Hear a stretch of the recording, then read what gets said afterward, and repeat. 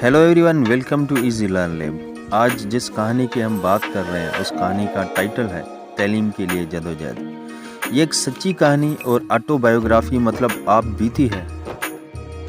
इस आप बीती को लिखा है बुकर टेलीफेरो वाशिंगटन ने। बुकर वाशिंगटन कलर्ड या काले रंग वाले कबीले से वास्ता रखते थे। वो गरीब खानदान में पैदा होने के बावजूद अपनी जदोजहद और कोशिश से अमेरिका में मशहूर शख्सियत बने। वो कई अमेरिकी सदर के एडवाइज़र भी बने और अमेरिका के काले लोगों के हकूक़ के लिए आवाज़ बुलंद की। वो इस आपबीती में बयान करते हैं कि एक दिन मैं जब कोयले की माइन में काम कर रहा था तो मैंने सुना कि दो माइनर्स आपस में कलर्ड लोगों के लिए वर्जीनिया में मौजूद एक स्कूल के बारे में बात कर रहे हैं। मैंने पहली बार ऐसे स्कूल के बारे में सुना जो हमारे छोटे से शहर में मौजूद स्कूल से ज़्यादा अच्छी और सिर्फ हमारे कबीले के लिए है। ये स्कूल ना सिर्फ हमारे नस्ल के लोगों के लिए है बल्कि वहाँ स्टूडेंट्स कुछ काम करके अपने अखराजात निकाल सकते हैं और वहाँ पे कुछ कारोबार और इंडस्ट्री भी सिखाई जाती है। मैंने उस स्कूल पे जाने का पक्का इरादा कर लिया, अलबत्ता मुझे ये भी पता नहीं था कि ये स्कूल कहाँ है और कितने मील दूर और मैं वहाँ कैसे पहुँचूँगा। बस मेरे अंदर इस ख्वाहिश की आग लगी थी कि मुझे तो बस हैम्पटन जाना है। मैंने कोयले की माइन में काम करने वक्त जनरल रफनर के घर में एक खाली असामी के बारे में सुना। मेरी माँ ने उस असामी के लिए अप्लाई कर दिया। $5 पर मंथ की पगार पे रखा गया। जनरल रफनर कोयले की माइन और नमक की भट्टी के मालिक थे। मैं जल्दी उस घर में सीख गया कि मिसेस रफनर घर में रखी हुई हर चीज़ साफ चाहती है और घर का सारा काम तरीक़ेकार से किया जाए और पूरी ईमानदारी दिखाई जाए। जो असबाक मैंने मिसेस रफनर के घर में सीखे वो किसी तालीम से कम नहीं थे। 1877 की मौसम खिज़ा में मैंने स्कूल जाने का इरादा किया। जो कुछ थोड़े पैसे मैंने कमाए थे वो मेरे सौतीले बाप और ख़ानदान ने खर्च कर दिए, चंद डॉलर्स को छोड़कर। इसमें मुझे कपड़े भी लेने थे और सफ़र का खर्चा भी करना था। आखिरकार वो अजीम दिन आ गया जब मैंने हैम्पटन के सफ़र का आगाज़ किया। मिल्डन से हैम्पटन का सफ़र अंदाज़न 500 माइल्स का था। मैं ज़्यादा दिन कभी घर से दूर नहीं रहा था और एक बात तो दर्दनाक थी कि हैम्पटन तक पहुंचने तक किराया भी नाकाफ़ी था।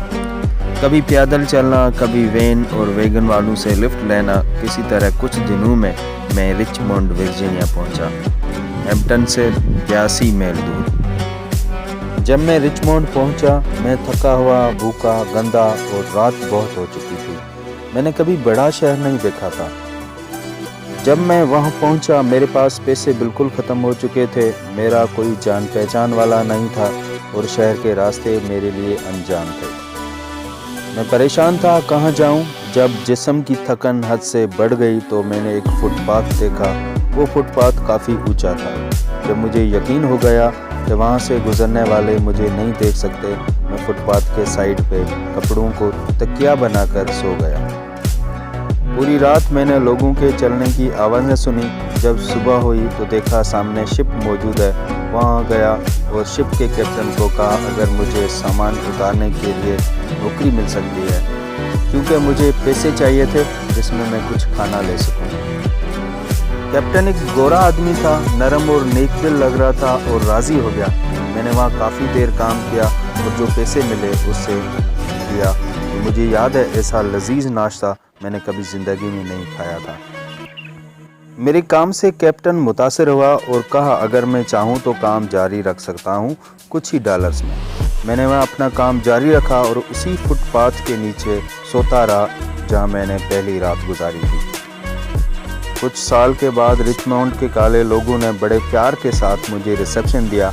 मैंने कैप्टन का शुक्रिया अदा किया और अपना सफ़र जारी रखा। बगैर किसी तकलीफ़ के मैं हैम्पटन पहुंचा, 50 सेंट लेकर जिनसे मुझे तालीम शुरू करनी थी। मैं क्लास असाइनमेंट के लिए हेड टीचर के सामने अपने आप को पेश किया। काफ़ी अरसे से सही खाना न खाना, सही तरह से नहीं नहाना तो कपड़े ने बदलने की वजह से यकीनन मैंने हेड टीचर पे कोई अच्छा असर नहीं छोड़ा। कुछ वक्त के लिए उसने ना इनकार किया, न ही मेरे हक में कोई फैसला किया। मैं मुसलसल उस हेड टीचर के पीछे चलता रहा। कुछ घंटे गुजरने के बाद हेड टीचर ने कहा, जाओ और साथ वाले रेसिटेशन रूम को झाड़ू लगाओ। मैंने कमरे को 3 बार झाड़ू लगाया।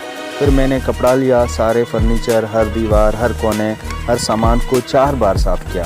मेरा ये ख्याल था इस कमरे की सफाई मेरे तालीम पे दारोमदार रखती है। पूरी सफाई करके मैंने हेड टीचर को बताया। हेड टीचर एक यांकी मतलब गोरी औरत थी। उसे पता था मिट्टी कहाँ ढूंढ रही है। जब उसे दीवारों और फर्श पर मिट्टी नहीं मिली तो एक रुमाल लेकर फर्नीचर पे रगड़ा। जब उसे मिट्टी का एक ज़रा भी ना मिला तो कहने लगी, मेरे ख्याल में आप इस इदारे में दाखिल हो सकते हैं। शायद ही कोई इंसान हो दुनिया में उस वक्त मुझसे ज़्यादा खुश हो। उस कमरे की सफाई मेरी कॉलेज का इम्तिहान था।